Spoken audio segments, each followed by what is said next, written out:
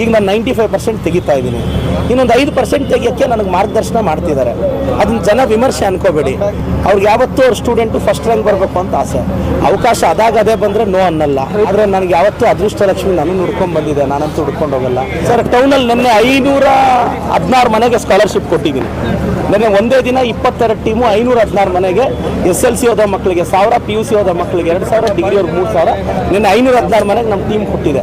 ಒಟ್ಟು ಟೌನಲ್ಲೇ 2500 ಫ್ಯಾಮಿಲೀಸ್ಗೆ ಸ್ಕಾಲರ್ಶಿಪ್ ಕೊಡ್ತಾ ಇದ್ದೀನಿ. ಈಗ ಅನೌನ್ಸ್ ಮಾಡ್ತೀವಿ ಸರ್. ಈಗ ಇನ್ನೊಂದು 4 ವಾರ್ಡು, ಇನ್ನೊಂದು 8 ಪಂಚಾಯಿತಿ ಇದೆ. ಅದು ಮುಗಿಸಿದ ಮೇಲೆ ಅನೌನ್ಸ್ ಮಾಡ್ತೀನಿ. ಎವ್ರಿ ಇಯರ್ ಕೊಡ್ತೀನಿ. ಇಲ್ಲ ಹಂಗೇನಿಲ್ಲ ಸರ್. ಈಗ ಅನುದಾನ ಬೇಕು. 10 ಕೋಟಿ ರೂಪಾಯಿ ಅನುದಾನ ಇತ್ತು. ಗೊಲ್ಲಳ್ಳಿ ಪಂಚಾಯತಿಗೆ ಹೋದೆ, 3 ಹಳ್ಳಿಗೆ ಆಗೋಯ್ತು 10 ಕೋಟಿ. ಯಾವುದು ಅಂದರೆ ಆವಲ್ಕೊಂಡ್ರೆ ಬೆಟ್ಟಕ್ಕೆ 7.5 ಕಿಲೋಮೀಟರ್ ಒಂದು 3 ಹಳ್ಳಿಗೆ 10 ಕೋಟಿ ಆಗೋಯ್ತು. ಈಗ ಗೌರ್ಮೆಂಟಲ್ಲಿ ಒಂದು 10 ಕೋಟಿ ಕೇಳಿದ್ದೀನಿ.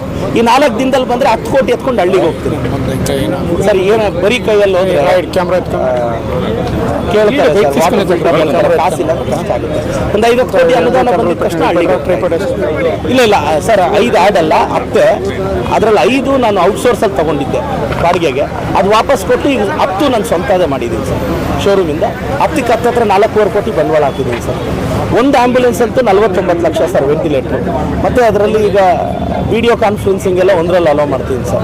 ಅಂದರೆ ಎಮರ್ಜೆನ್ಸಿ ಯಾವುದಾದ್ರೂ ಒಂದು ಪೇಷಂಟು ಬೆಂಗಳೂರಿಗೆ ಹೋಗುವಾಗ ಇನ್ ಬಿಟ್ವೀನ್ ಡಾಕ್ಟರ್ ಅಡ್ವೈಸ್ ಬೇಕಾದ್ರೆ ಒಂದು ಆ್ಯಂಬುಲೆನ್ಸಲ್ಲಿ ವಿಡಿಯೋ ಕಾನ್ಫರೆನ್ಸಿಂಗ್ ಎಲ್ಲ ಆರ್ಡರ್ ಮಾಡಿದ್ದೀನಿ ಸರ್. ಒಂದರಲ್ಲಿ ಮಾತ್ರ ಆ ವ್ಯವಸ್ಥೆ ಇದೆ ಸರ್.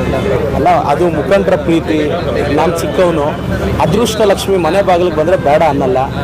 ಆದರೆ ನನಗೆ ಯಾವತ್ತೂ ಅದೃಷ್ಟ ಲಕ್ಷ್ಮಿ ನನ್ನನ್ನು ಹುಡ್ಕೊಂಡು ಬಂದಿದೆ, ನಾನಂತೂ ಹುಡ್ಕೊಂಡು ಹೋಗಲ್ಲ.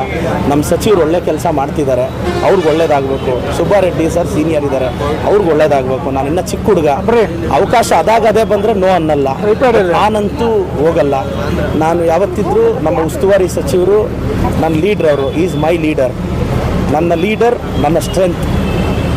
ನಮ್ಮ ಮಿನಿಸ್ಟ್ರಿಗೂ ಅಷ್ಟೇ ನಾನು ಫಸ್ಟ್ ರ್ಯಾಂಕ್ ಬರಬೇಕು ಅಂತ ಆಸೆ.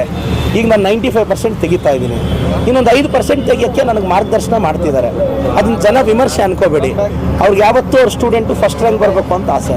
ನನ್ನ ಮಿನಿಸ್ಟ್ರು ನನ್ನನ್ನು ಸ್ಟೇಟ್ ಟಾಪರ್ ಮಾಡಬೇಕು ಅಂತ ಆಸೆ ಪಟ್ಟಿದ್ದಾರೆ. ಚಿಕ್ಕ ಪುಟ್ಟ ತಪ್ಪುಗಳು ತಿದ್ದುತ್ತಾರೆ. ನಾನು ತಿದ್ಕೊಂಡು ಹೋಗ್ತೀನಿ. ನನ್ನ ಮಿನಿಸ್ಟ್ರಿಗೂ ನನ್ನ ಸರ್ಕಾರಕ್ಕೆ ಒಳ್ಳೆಯ ಹೆಸರು ತರ್ತೀನಿ.